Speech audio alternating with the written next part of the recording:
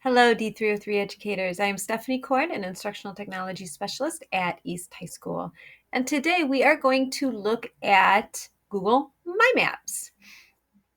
If you've never used Google My Maps before, it's a cool little tool that Google provides to allow more interactive activity with their maps. So let's find My Maps. First, to do that, you come over to your Google Drive and you click New, then More, and then right there is Google My Maps. If you don't have your Google Drive, you can just Google it and it'll come right up. Once you are here, it will jump you right into the United States map. Now, you can search for a specific area if there's a specific kind of map activity you wanted to make for your students. You would type that right up here. So I'm going to search for the pyramids of Giza. And yep, that's the one I want. It will take you right there. Notice how this is a simpler form than just going to Google Maps. We are going to be able to annotate on it and do things with it. So I'm excited to show you how this works. I'm going to call this map Pyramids of Egypt. And I'm not going to give it a description right now, but if you have a description, you could put it there. Let's go over My Maps first so I can show you how it works. So here there are different things that you can do. Notice it automatically gives you one layer. What My Maps does is it can only hold so many annotations and pins and stuff. So what it does is it creates layers then so that it can hold more. These layers are great for teaching in that you could have a layer and you could call this one pyramids. You could create another layer and then you could call that one Giza. So then the students, every annotation they make around the pyramids could be done on that layer. All the annotations they make about Giza could be put on that layer.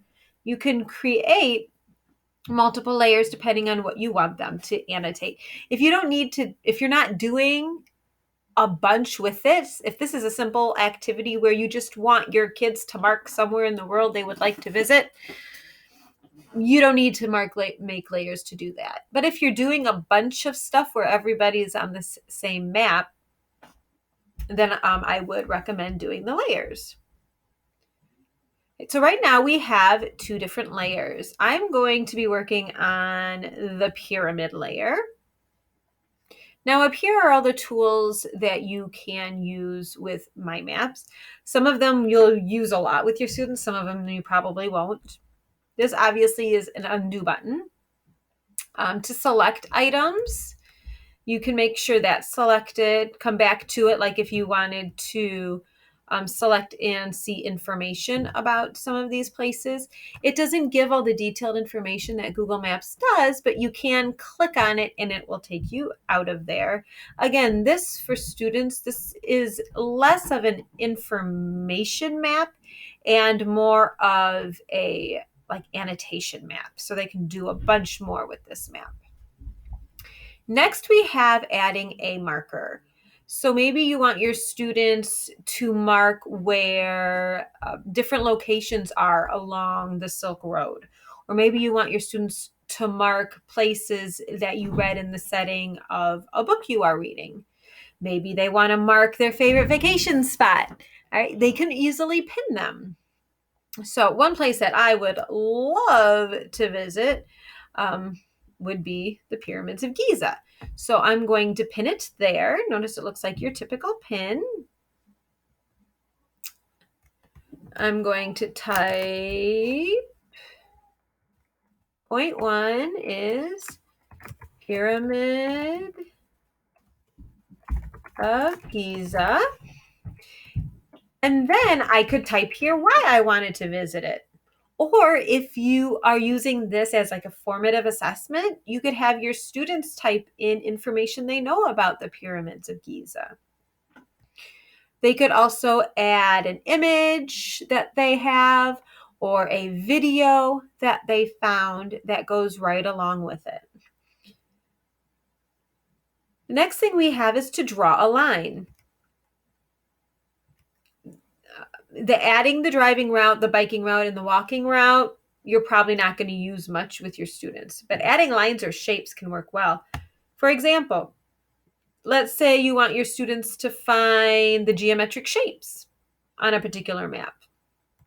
They can do that by drawing a line or a shape. So here I've got my triangle. Right, I'm going to call this triangle. Maybe put my name next to it so they know right away who did it.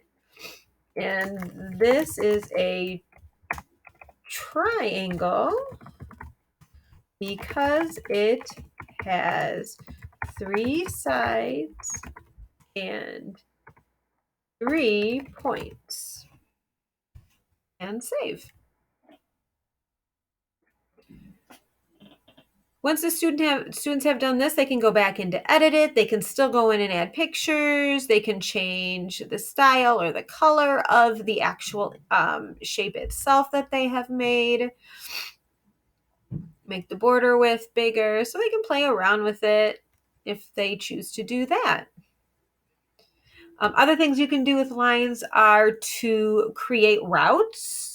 Maybe you want them to work together to create a route along maybe the Oregon Trail would be an example of that. Or if they were taking a vacation in Yellowstone, map out the route you would take to the different locations in Yellowstone. So there's a lot you could do with those mapping of the lines. You could even go as far as creating triangles. So like right here on the roads, here is, oh no, I'm sorry, not triangles, angles. You can make angles with the roads and then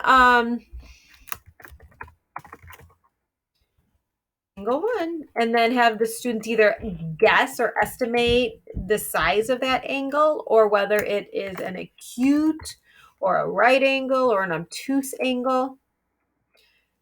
Your imagination is the limit here. I could go on for a while of things you could do with that. All right, so you could also, if you needed to add directions, these parts are more for people who are actually using it to create their own maps. And to measure distances and areas. So this one would be great for like math particularly or social studies and using math skills. So if I select that, if I want to know the distance between Rock Cut Tombs and the Great Pyramid of Giza, I could draw a line and it tells me exactly how many miles it is. Right? So that's great in showing scale and many things within math and social studies, even art. Oh, there's so much you can do. All right, can you see my excitement with this? All right, so this is what you can do with Google Maps. So let's say you want to create a map. Now, the one disadvantage of Google Maps is you can't, or Google My Maps, you can't send out one for each student to do. Either you do one and you do a collaborative one, or if you have small groups, you could create one for each group for them to work on together. Unless if you want to make enough My Maps for the 30 kids in your class, or if you have students that are old enough to make their own and then share it back with you, you could do that as well. So now to share your map with your students, let's get rid of that. You're going to click share, and then you're going to enable link sharing. Now, normally you're not going to want everyone on the internet to find and access these, especially if you're working with your students. To click drive sharing, you want to make sure that this is how you want it to be. Whether you want everybody on the internet to view it, you can change it to just the people in your district as well. So change it so it fits what you need for your class. And you need to make sure this says editor. Otherwise, your students will not be able to edit the mind map activity you've created. Click done. And then you can use that share to email it to your students, put it into your LMS, link it into a slideshow, however you want to go about doing it. So, welcome to Google My Maps. I hope you enjoy.